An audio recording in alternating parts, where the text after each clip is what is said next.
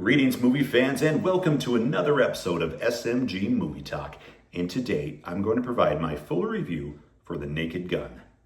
Now, before I begin, I want to thank a few additional people who have donated to my Indiegogo crowdfunding campaign.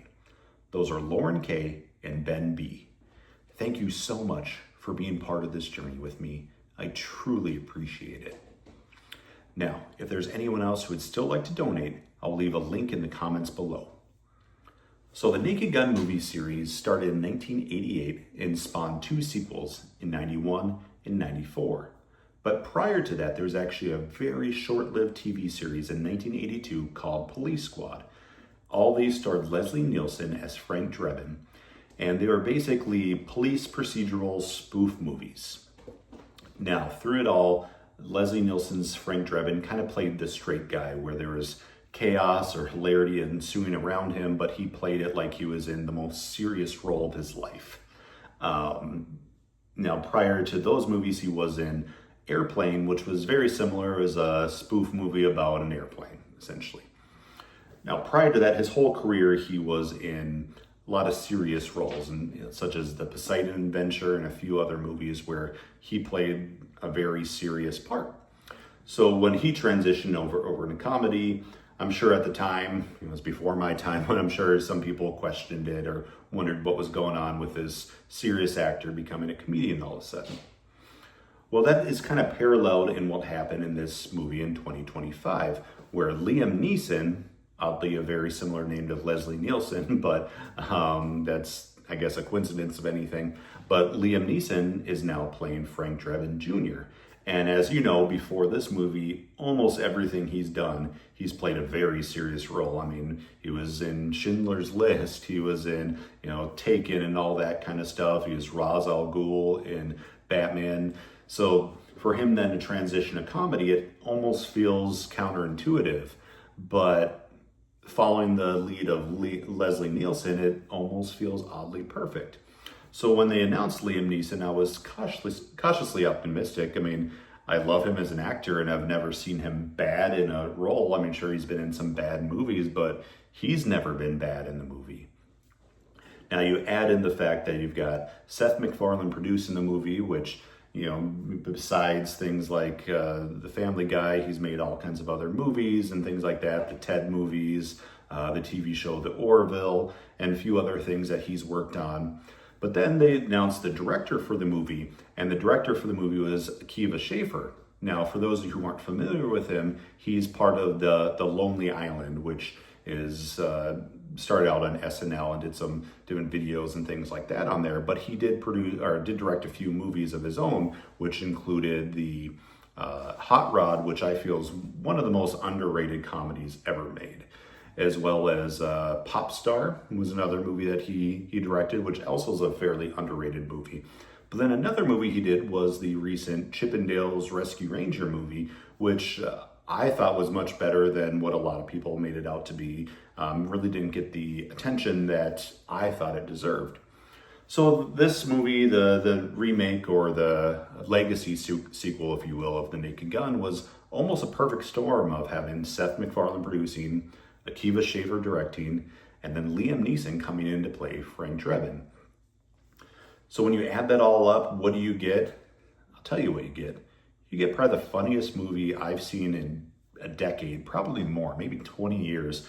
I do not know the last time I've laughed that much in a movie in theaters. It had the perfect just hit rate of jokes where moment after moment, minute after minute, they're hitting you with jokes and jokes and jokes. I mean, there are times you're missing jokes because one other joke just had so much laughter in the theater that you couldn't even hear the joke play out. So it's a movie that probably have a lot of replay factor because there'll be things you'll miss and then you'll see it later and then you'll pick up on some of the jokes you missed. The movie as a whole, though, I mean, man, it was great. The whole cast was phenomenal. I mean, you got Liam Neeson, who, if you told me 5 years ago he was going to be in a comedy or in particular playing The Naked Gun as Frank Drebin Jr., I would have thought that was crazy. But he really knocked it out of the park. You add in Pamela Anderson, who played his love interest in the movie, which Interesting enough, the two of them are now a couple, which is nice to see. Good for them. I hope it all works out and wish them the best. But definitely not a couple I would have seen coming. You also have Paul Walter Hauser in the movie, which he's really grown on me as an actor. I mean, he really can't do anything wrong. I think pretty much anything he's been in has been outstanding. And the few villains in the movie, you've got Danny Houston, who he's just always a villain, but he played it really well in this movie. And then Kevin Durand as well, who's typically a villain in movies. So he kind of played the henchman in the movie and did well at that as well. But the movie as a whole, man, the jokes just don't stop coming. And there's all kinds of different jokes. So you have some kind of background jokes. So it might be just something happening that you might have to take your eyes off of the action to see it in the background and know what's going on. Of course, there's a lot of like corny, like dad jokes or punny kind of jokes. Of course, they've got like the poop and fart jokes kind of things in there as well. They've really got all different types of humor, which is great because there might be a certain joke or type of joke that doesn't land for you, but 30 seconds later, there's going to be a joke that will hit for you as well. So this movie, I mean, I recommend definitely seeing it in the theater because the amount of just laughter in the entire theater was really infectious, and just everyone's laughter kind of playing off of each other. And it was a really fun environment to see the movie in. But the story in the movie was fine. I mean, they weren't breaking any new ground as far as what the story was or what they were trying to achieve, but the story really wasn't important. What was important was the jokes that just kept coming and kept coming and kept coming. There were some different scenes in the movie that were odd. You know what I'm talking about when you see the snowman scene, we'll just say that. It was a scene that didn't really know where it was going at any given time, and it kept taking some twists and turns and moving around and stuff, but it was fun.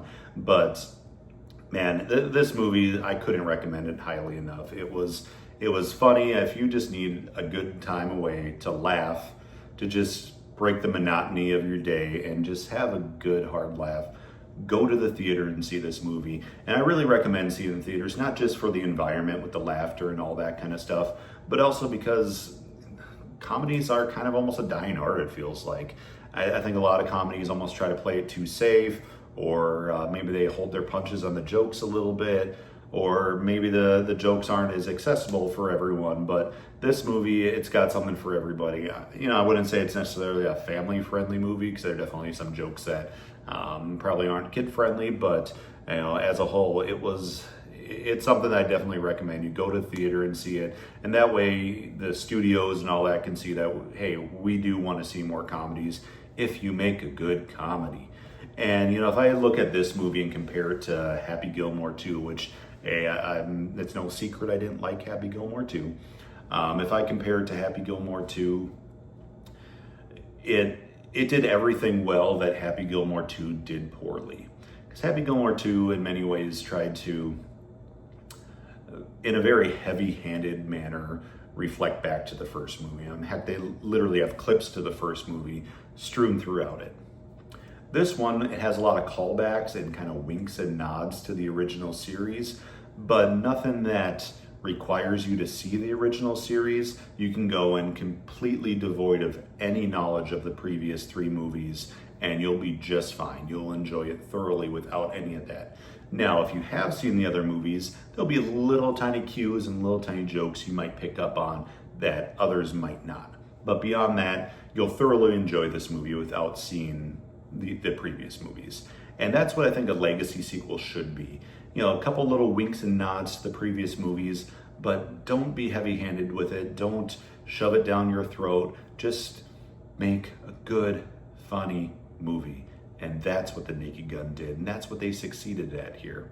Now, there's a couple, there are some jokes that didn't land for me. There was an extended kind of scene where he's in his car and he has to run to the bathroom and stuff that it kind of fell apart for me a little bit, but it picked back up right after that and had some great jokes after that. And I would say the third act, it's kind of a little long in the tooth a little bit, and I wouldn't say I was necessarily looking at my watch trying to figure out, when's this going to wrap up, but yeah, I would say that towards the end it was almost a little bit overplayed. So beyond that though, I can't speak highly enough about this movie. I'm looking forward to seeing it again, seeing what jokes I missed, and I truly hope that they make more of this series. But beyond that, I hope this is a return of comedy. I know that there's a new Scary Movie coming out soon, which I hope is good. Now, the Scary Movie series, they made a couple good ones early on, and that kind of just fell apart as the movies went on. So I hope the next one is more in line with the originals. If you do see this movie, there is an end credit scene after the credits are completed.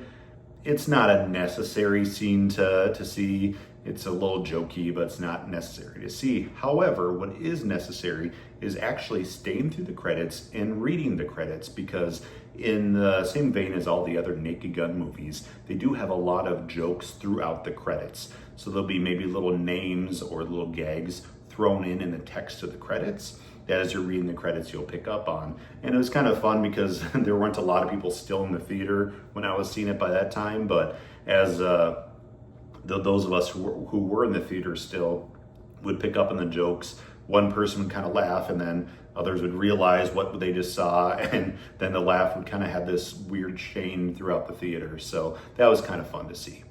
Anyways, just to wrap this up, Naked Gun, go see it. It's hilarious. If you just want to laugh, if you just want to have a good time, if you just want to break up your day and just have a good time at a theater, go and see this movie. If you can't make it out to see it, definitely rent it. Definitely, I guess renting, do people rent movies anymore? Definitely stream it or whatever it may be when it comes out. But The Naked Gun, go see it. You'll have a blast. I had a blast. Got a fun little poster as some swag when I saw it, so this will probably eventually make its way to my wall there as it starts to build, but right now it's just a few little pieces I picked up along the way. But yeah, thank you for coming out. I appreciate you all supporting this channel. Please like this video, leave a comment, and have some dialogue. You know, if you saw the movie, tell me what you thought about it. Did you like it? Did you not like it? Is there a certain joke that you liked more than the others? Please leave those in the comments below, and don't forget to subscribe to the channel as well.